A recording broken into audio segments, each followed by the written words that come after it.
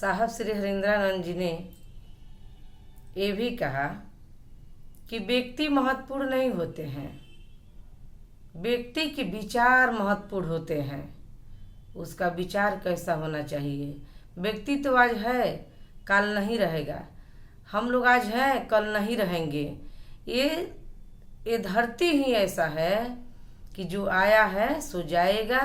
राजा रंक फकीर, जो भी चीज़ इस धरती पे जन्म लिया है, घास हो, फूस हो, या मनुष्य हो, जानवर हो, जीव जंतु जो भी हो, चिड़ई चुरुंग, जो भी आया है उसको एक ना एक दिन जाना है, निश्चित है।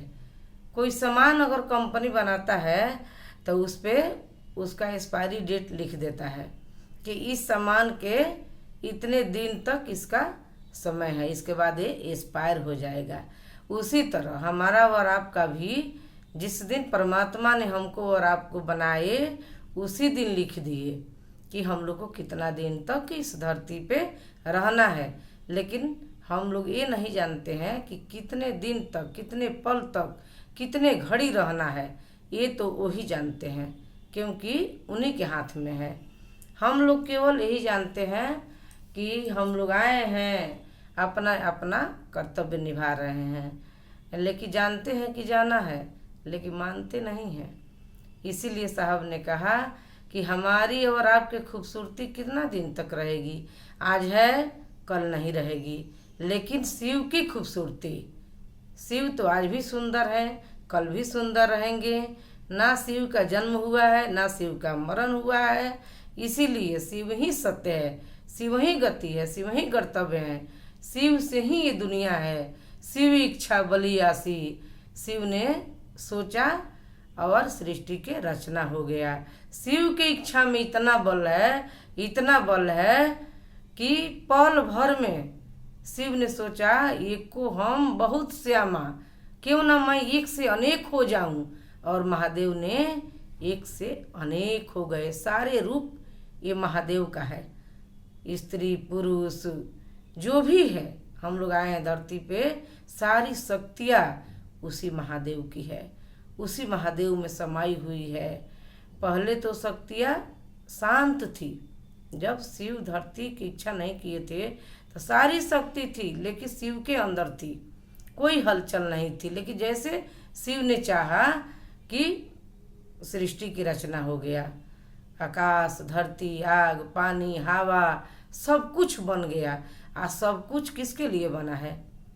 हमारे ही और आपके लिए तो बना है। हवा हम ही लोग लेते हैं, पानी की ज़रूरत हम ही लोग का है, आग की ज़रूरत हम ही लोग का है, धरती की ज़रूरत हम ही लोग का है, घर के, धन का, हर चीज़ का ज़रूरत हम ही लोग को तो है। महादेव की क्या ज़रूरत है?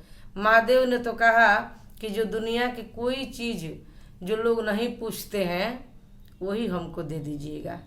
भांग धतूरा, रहने के लिए कैलाश है, रहने की घर नहीं है, पहनने की वस्त्र नहीं है, लेकिन वो अवघड़ दानी है, महादानी है। हर प्रतिपल दान करते हैं। हाथ नहीं है, पाँव नहीं है, शरीर नहीं है, फिर भी चलते हैं।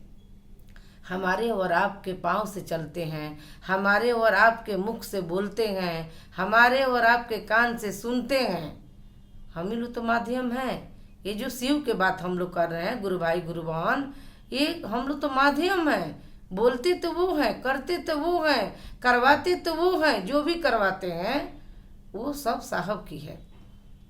जिस आज के युग में हम लोग खड़े हैं, देखिए जिस माँ बाप ने पूरा जीवन अपना हम लोग के लिए दे दिया, परिमार्जन कर दिया, हमारे और आपके परिमार्जन के लिए अपना सब कुछ नछावर कर दिए।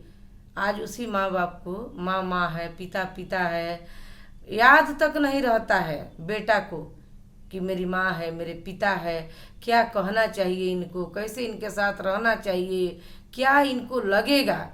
माँ बाप के चश्मा टूट जाते हैं और बेटे के पास पैसा नहीं होता है, समय नहीं होता है कि वो बनवाएं। तो साहब ने कहा कि घर को घर बनाइए, शमशान मत बनाइए। हर पल हर क्षण घर में लड़ते झगड़ते रहने से कोई फायदा नहीं है, क्योंकि जीवन बड़ी छोटी है और समय बहुत कम है हमारे और आपके पास, और काम बहुत ज़्यादा है। गुरु भाई गुरु बहन, इस पर हम लोग विचार करें। जो शिव को नहीं माना है वो तो इसके महत्व तो नहीं जानता है कि शिव क्या है, लेकिन जो मान गया है, जो शिव को अपना गुरु बनाया है, उसके अंदर तो इतना तो ज्ञान उतर ही गया है। साहब ने कहा ना कि अच्छे बुरे के समझ दे के जाऊँगा और दूसरों की परखने की नज़र दे के जाऊँगा। मैं इस जमाने का संग तराशूं यारो दोस्तों, मैं इस जमाने का संग तराशूं, पत्थरों को बोलने का हुनर दे के जाऊँगा।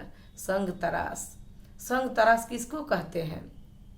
एक मूर्तिकार को, जो पत्थर को, टूटे फूटे पत्थर को लाता है और छीनी हथौड़ी के मार से मार मार के उसको मूर्ति बना देता है। साहब ने कहा कितने पत्थर हैं जो छटक जाते हैं, लेकिन बार बार वो पकड़ के लाता है और उस पर छीनी हथौड़ी के बार से उसको सुंदर सुंदर मूर्तियाँ बना देता है। और हम और आप हैं जो मूर्ति को पूजते हैं, उसी में भगवान के रूप को हम लोग देखते हैं सचमुच में। तो इसीलिए साहब ने कहा कि हम लोग तो इतना तो ज़रूर समझ गए हैं कि दुनिया क्या है।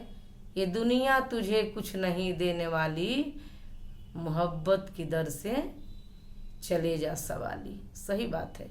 ये दुनिया के लोग अभी खुश हैं, अभी रूठ जाएंगे, अभी नाराज हो जाएंगे, अभी बातें नहीं करेंगे।